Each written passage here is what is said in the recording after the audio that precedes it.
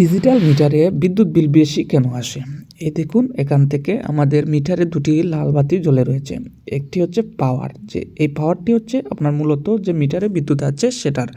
আরেকটা হচ্ছে রিভার্স। এই রিভার্স কারেন্টের মূলত এটার কারণেই আমাদের ডিজিটাল মিটারে বিদ্যুৎ বিল বেশি আসছে।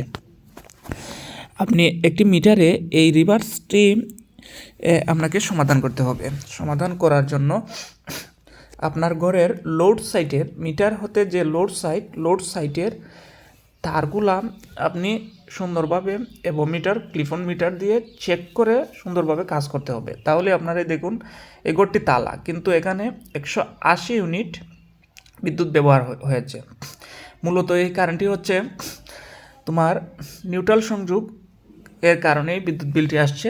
এখন আমি আমার মিটারের লোড সাইটের তারটি খুলে দিলেই দেখবেন আপনাদের এখানে রিভার্সের যে কারেন্টটি রয়েছে দেখুন এটি চলে গেছে।